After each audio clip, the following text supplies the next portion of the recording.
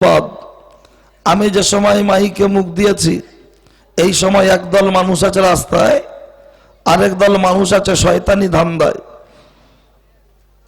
কেউ বা আছে গাড়িতে, আবার কেউ আছে বাড়িতে, কেউ আছে বাড়ির খাটে, কেউ আছে পুকুরের ঘাটে, কেউ আছে জীবনমণ্ডলের হাটে। আমরা কিছু মানুষ বসেছি আজকের জলসার চটে। আমার আল্লাহ আমাদেরকে ওই সমস্ত মানুষদের মধ্যে হতে বাছাই করে ছাঁটাই করে সুস্থ শরীরে জীবিত অবস্থায় এই বেহেশতের বাগানে বসিয়েছেন।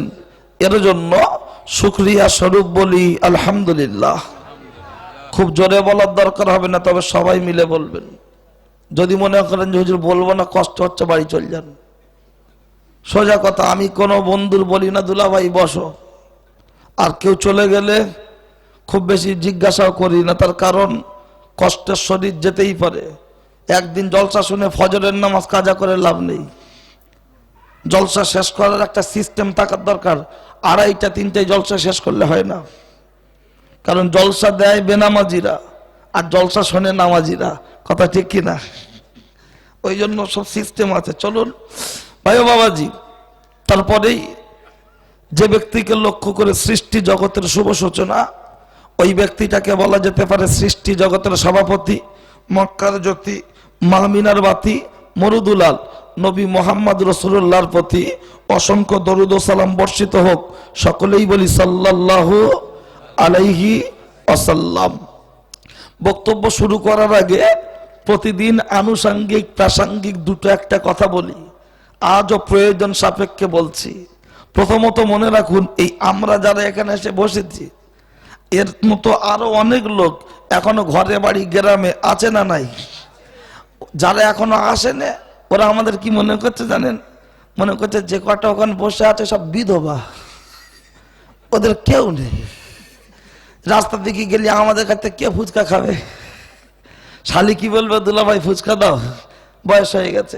আসলে তা নয়।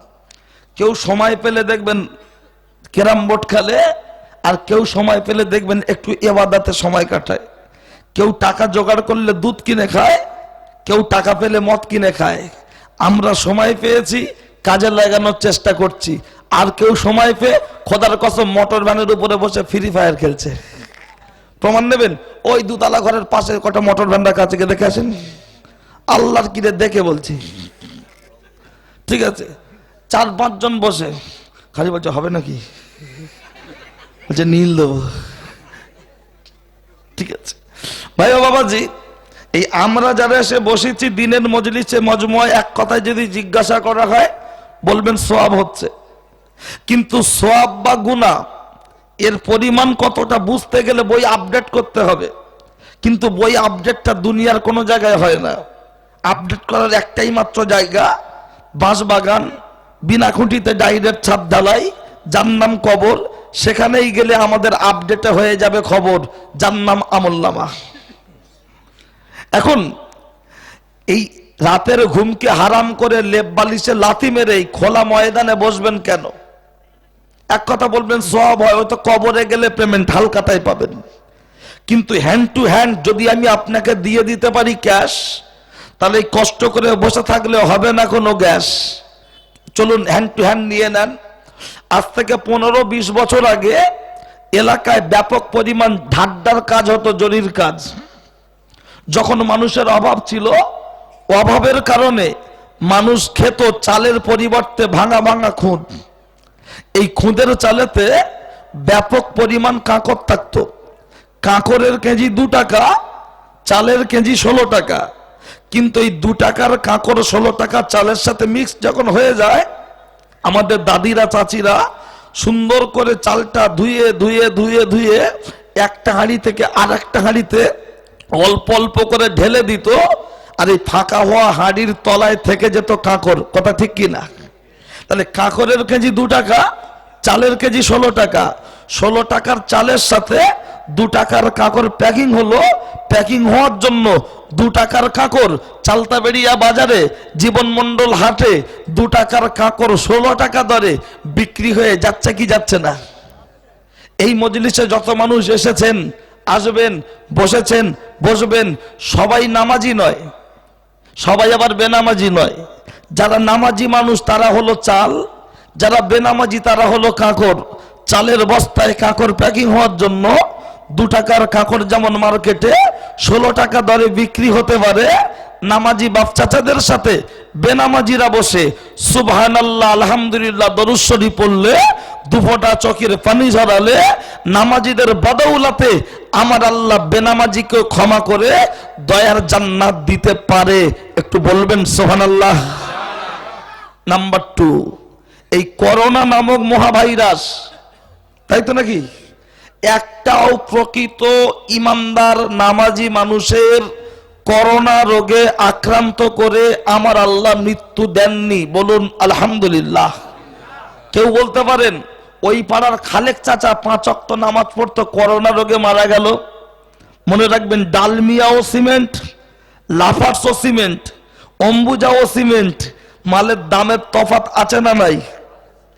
5 ওয়াক্তের নামাজি, মাথায় টুপি আর গায়ে জুব্বা, দেখে ভাববেন না প্রকৃত নামাজি। আপনার কাছেও প্রমাণ আছে, প্রমাণ শুধু আমার কাছে নেই। প্রমাণ কোথায় দেখবেন?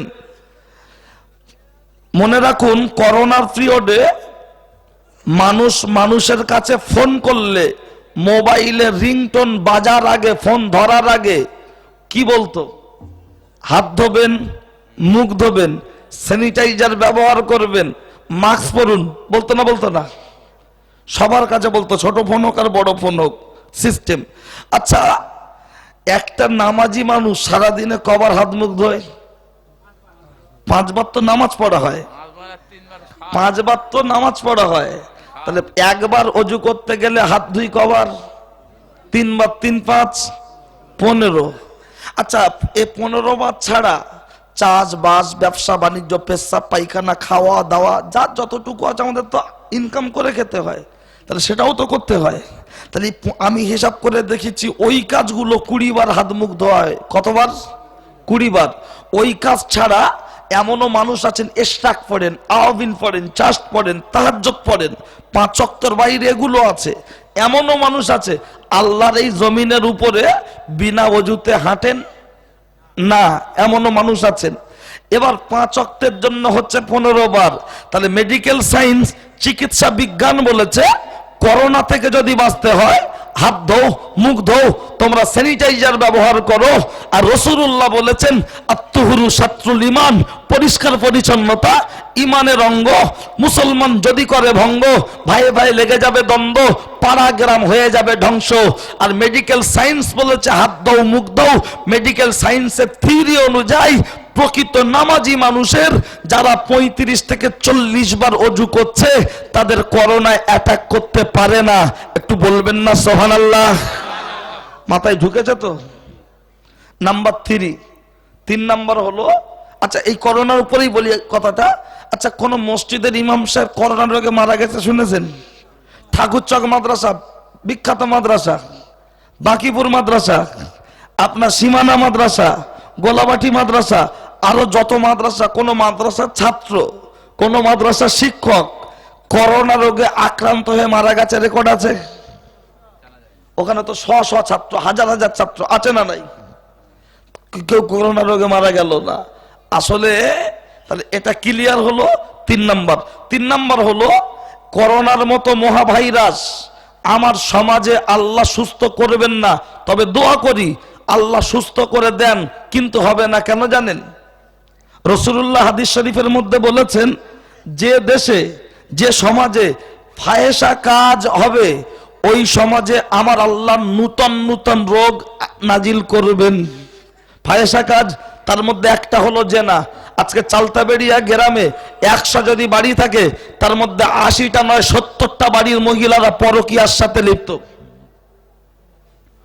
হুপে মিটারে পোষাচ্ছে না, হুম মারছে। দিচ্ছি, বসেন। বলবেন হুজুর আপনি জানেন? আমি জানি তাই জানাচ্ছি। পাড়ার যুবক যারা মোড়ের মাথায় বসলে ওরা খবর জানে।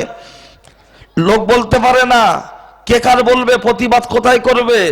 চলুন লক্ষ্য রাখুন উপস্থিত জনমণ্ডলী। তাহলে ফাহেসা কাজ কি, এর ব্যাখ্যা আমি একটাই শুধু বললাম, জেনা। জেনার বিভিন্ন ধরন আছে। সন্দেহ হলে মোবাইলে রেকর্ড করুন। পাশে সভাপতি সাহেব আছেন, এলাকার যোগ্য আলেম মুফতি সাহেব আছেন।